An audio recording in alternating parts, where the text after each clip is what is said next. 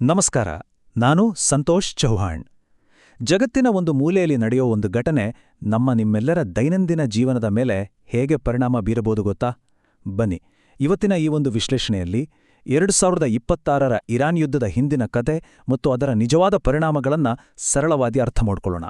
ಮೊದಲನೇದಾಗಿ ಈ ಪ್ರಶ್ನೆಯನ್ನೇ ತಗೊಳ್ಳೋಣ.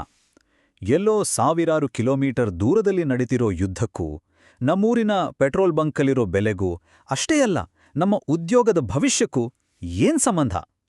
ಏನಿದು ಸಂಬಂಧ? ಬನ್ನಿ, ಈ ಎಲ್ಲಾ ಗೊಂದಲಗಳಿಗೆ ಉತ್ತರವನ್ನ ನಾವು ಈ ವಿವರಣೆಯಲ್ಲಿ ಹುಡುಕ್ತಾ ಹೋಗೋಣ. ಸರಿ, ಆ ಉತ್ತರವನ್ನ ನಾವು ಕಂಡುಹಿಡಿಯಕ್ಕೆ ಮೊದಲು ನಮ್ಮ ಜೇಬಿನ ಮೇಲೆ ಆಗ್ತಿರೋ ಪರಿಣಾಮವನ್ನೇ ನೋಡೋಣ. ಹೌದು, ಈ ಯುದ್ಧದ ಬಿಸಿ ಮೊದಲು ತಟ್ಟೋದೇ ನಮ್ಗೆ ನಮ್ಮ ದೈನಂದಿನ ಖರ್ಚುಗಳಿಗೆ. ಅದು ಹೇಗೆ ಅಂತ ನೋಡೋಣ ಬನ್ನಿ.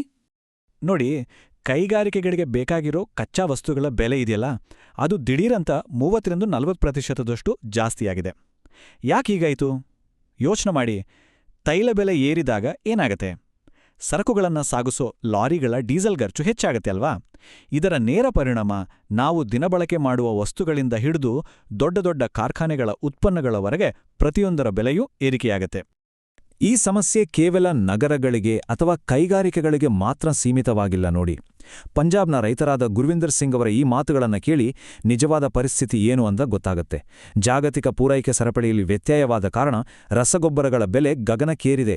ಅಂದರೆ ಇದು ನೇರವಾಗಿ ನಮ್ಮ ರೈತರ ಬದುಕಿನ ಮೇಲೆ ಮತ್ತು ಇಡೀ ದೇಶದ ಆಹಾರ ಭದ್ರತೆಯ ಮೇಲೆ ಎಷ್ಟು ಗಂಭೀರ ಪರಿಣಾಮ ಬೀರ್ತಿದೆಯಂತ ನೀವೇ ಊಹಿಸ್ಬೋದು.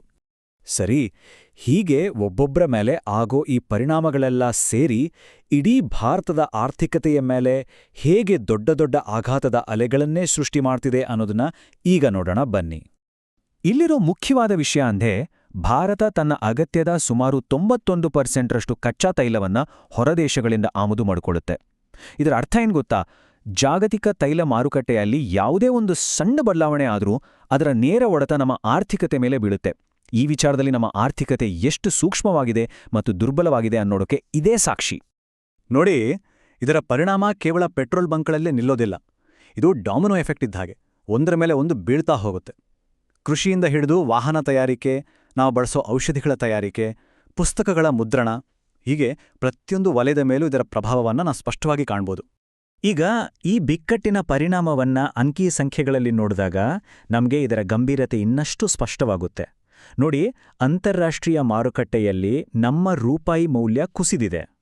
ನಮ್ಮ ರೈತರಿಗೆ ಬೇಕಾದ ರಸಗೊಬ್ಬರಕ್ಕಾಗಿ ಸರ್ಕಾರ ಹೆಚ್ಚುವರಿಯಾಗಿ 415 ಶತಕೋಟಿ ರೂಪಾಯಿ ಖರ್ಚು ಮಾಡಬೇಕಾಗಿ ಬಂದಿದೆ. ಅಷ್ಟೇ ಅಲ್ಲ, ಇದೆಲ್ಲಕ್ಕಿಂತ ಮುಖ್ಯವಾಗಿ ಗಲ್ಫ್ ರಾಷ್ಟ್ರಗಳಲ್ಲಿ ಕೆಲಸ ಮಾಡ್ತಿರೋ ಸುಮಾರು 90 ಲಕ್ಷ ಭಾರತೀಯರ ಭವಿಷ್ಯ ಈಗ ಅತಂತ್ರ ಸ್ಥಿತಿಯಲ್ಲಿದೆ. ಹಾಗಾದ್ರೆ ಇಷ್ಟೆಲ್ಲ ಸಮಸ್ಯೆಗಳಿಗೆ ಮೂಲ ಕಾರಣ ಏನು? ಈ ಜಾಗತಿಕ ಪೂರೈಕೆ ಸರಪಳಿಯಲ್ಲಿ ಅಡೆತಡೆ ಉಂಟಾಗಿದ್ದು ಎಲ್ಲಿ? ಅದು ಹೇಗೆ ಕೆಲಸ ಮಾಡುತ್ತೆ? ಈ ಎಲ್ಲಾ ಜಾಗತಿಕ ಸಮಸ್ಯೆಗಳ ಕೇಂದ್ರ ಬಿಂದು ಯಾವುದು ಗೊತ್ತಾ? ಅದುವೇ ಹಾರ್ಮುಜ್ ಜಲಸಂಧಿ. ಇದು ಪರ್ಷಿಯನ್ ಗಲ್ಫ್ನ ಒಂದು ತುಂಬನೇ ಕಿರಿದಾದ ಜಲಮಾರ್ಗ. ಆದರೆ ಇಡೀ ಜಗತ್ತಿನ ವ್ಯಾಪಾರ ವಹಿವಾಟಿನ ಒಂದು ಪ್ರಮುಖ ಹೆದ್ದಾರಿ ಇದು. ಜಗತ್ತಿನ ಒಟ್ಟು ತೈಲ ಸಾಗಾಟದ 20%ರಷ್ಟು, ಅಂದ್ರೆ 5ರಲ್ಲಿ 1 ಭಾಗ, ಇದೇ ಒಂದೇ ಸಣ್ಣ ಜಲಸಂಧಿಯ ಮೂಲಕ ಹಾದು ಹೋಗುತ್ತೆ. ಯೋಚಿಸಿ, ಅದಕ್ಕಾಗಿ ಇದನ್ನ ಜಾಗತಿಕ ಆರ್ಥಿಕತೆಯ ಚೋಕ್ ಪಾಯಿಂಟ್ ಅಂತ ಕರೀತಾರೆ, ಅಂದ್ರೆ ಬಿಕ್ಕಟ್ಟಿನ ಕೇಂದ್ರ. ನೋಡಿ, ಈ ಯುದ್ಧ ಶುರುವಾದಾಗ ಹಾರ್ಮುಜ್ ಜಲಸಂಧಿಯ ಮಾರ್ಗವನ್ನ ಮುಚ್ಚಲಾಯಿತು. ಆಗ ಏನಾಯಿತು? ಸುಮಾರು 800ಕ್ಕೂ ಹೆಚ್ಚು ವಾಣಿಜ್ಯ ಹಡಗುಗಳು ಪರ್ಷಿಯನ್ ಗಲ್ಫ್ನಲ್ಲೇ ಸಿಕ್ಕಿಹಾಕೊಂಡ್ವು. ಇದು ಜಾಗತಿಕ ವ್ಯಾಪಾರದ ಮೇಲೆ ಉಂಟುಮಾಡಿದ ಪರಿಣಾಮ ಇದೆಯಲ್ಲ, ಅದು ಅಷ್ಟಿಷ್ಟಲ್ಲ. ಈ ಅಡೆತಡೆಯ ನೇರ ಪರಿಣಾಮವಾಗಿ ಏನಾಯಿತು? ಜಾಗತಿಕ ಕಚ್ಚಾ ತೈಲದ ಬೆಲೆ ಪ್ರತಿ ಬ್ಯಾರೆಲ್ಗೆ ಸುಮಾರು $80ಗಳಿಂದ ಒಂದೇ ಸಾರಿಗೆ $120ಗಳಿಗೆ ಜಿಗಿತು. ಇದೇ ನಾವು ಇವತ್ತು ಎದುರಿಸ್ತಿರೋ ಇಂಧನ ಬಿಕ್ಕಟ್ಟಿಗೆ ಮತ್ತು ಬೆಲೆ ಏರಿಕೆಗೆ ಮೂಲ ಕಾರಣ. ಸರಿ, ಇಷ್ಟೆಲ್ಲ ಆರ್ಥಿಕ ಬಿಕ್ಕಟ್ಟಿಗೆ ಕಾರಣವಾದ ಈ ಸಂಘರ್ಷದ ಮೂಲ ಏನು? ಅಲ್ಲಿ ನಿಜವಾಗಿ ಏನ್ ನಡೀತಿದೆ? ಅದನ್ನ ಈಗ ಅರ್ಥ ಮಾಡ್ಕೊಳ್ಳೋಣ. ತುಂಬಾ ಸರಳವಾಗಿ ಹೇಳೋದ್ ಆದ್ರೆ, ಈ ಸಂಘರ್ಷ ಅಮೆರಿಕ ಮತ್ತು ಇಸ್ರೇಲ್ನ ವಾಯುದಾಳಿಗಳಿಂದ ಶುರುವಾಯಿತು. ಇದಕ್ಕೆ ಪ್ರತಿಕಾರ ತೀರಿಸಿಕೊಂಡಾಗ ಇರಾನ್ ಕೇವಲ ಒಂದು ಮಿಲಿಟರಿ ಸಂಘರ್ಷವಾಗಿ ಉಳಿಯಲಿಲ್ಲ, ಬದಲಾಗಿ ಇಡೀ ಜಗತ್ತಿನ ಆರ್ಥಿಕತೆಯ ಮೇಲೆ ಪರಿಣಾಮ ಬೀರುವ ಒಂದು ದೊಡ್ಡ ಬಿಕ್ಕಟ್ಟಾಗಿ ಬದಲಾಯಿತು. ಘಟನೆಗಳು ಎಷ್ಟು ವೇಗವಾಗಿ ನಡೆದವು ಅಂದ್ರೆ ನೋಡಿ, ಫೆಬ್ರವರಿ ಕೊನೆಯಲ್ಲಿ ಮಿಲಿಟರಿ ದಾಳಿಗಳು ಶುರುವಾದವು. ಕೆಲವೇ ವಾರಗಳಲ್ಲಿ ಜಾಗತಿಕ ಪೂರೈಕೆ ಸರಪಳಿ ಸಂಪೂರ್ಣ ಸ್ಥಗಿತಗೊಂಡು ಇಡೀ ಜಗತ್ತು ಒಂದು ದೊಡ್ಡ ಆರ್ಥಿಕ ಬಿಕ್ಕಟ್ಟನ್ನು ಎದುರಿಸಬೇಕಾಗಿತ್ತು. ಏಪ್ರಿಲ್ ವೇಳೆಗೆ ಕದನ ವಿರಾಮ ಅಂತೂ ಆಯಿತು. ಆದರೆ ಅಷ್ಟರಲ್ಲಾಗ್ಲೇ ಆಗ್ಬೇಕಾದ ಹಾನಿ ಆಗಿ ಹೋಗಿತ್ತು. ಆದರೆ ಈ ಯುದ್ಧ ಇದ್ದಕ್ಕಿದ್ದಂತೆ ಶುರುವಾಗಿದ್ದಲ್ಲ. ಇದರ ಹಿಂದೆ ದಶಕಗಳಿಂದ ಹೊಗೆಯಾಡುತ್ತಿದ್ದ ಕಾರಣಗಳೇನು? ಬನ್ನಿ ನೋಡೋಣ. ಈ ಯುದ್ಧದ ಹಿಂದೆ ದಶಕಗಳ ಇತಿಹಾಸ ಇದೆ.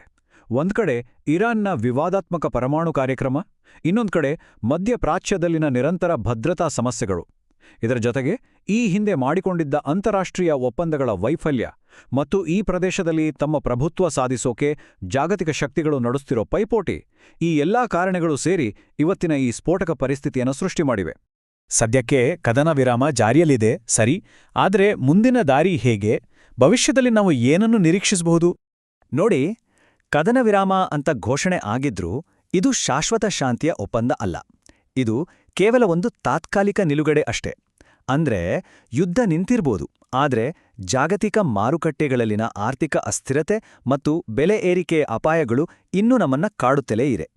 ಈ ಇಡೀ ಘಟನೆಯಿಂದ ನಾವು ಕಲಿಬೇಕಾದ ಪ್ರಮುಖ ಪಾಠ ಏನು ಅಂದ್ರೆ, ಇವತ್ತಿನ ಜಾಗತಿಕ ಜಗತ್ತಿನಲ್ಲಿ ಯಾವುದೇ ದೇಶ ಪ್ರತ್ಯೇಕವಾಗಿರಲು ಸಾಧ್ಯವೇ ಇಲ್ಲ. ಜಗತ್ತಿನ ಯಾವುದೇ ಮೂಲೆಯಲ್ಲಿ ಒಂದು ಘಟನೆ ನಡೆದರೂ ಅದು ನಮ್ಮ ಸ್ಥಳೀಯ ಜೀವನದ ಮೇಲೆ, ನಮ್ಮ ಆರ್ಥಿಕತೆ ಮೇಲೆ ನೇರವಾದ ಪರಿಣಾಮ ಬೀರುತ್ತೆ.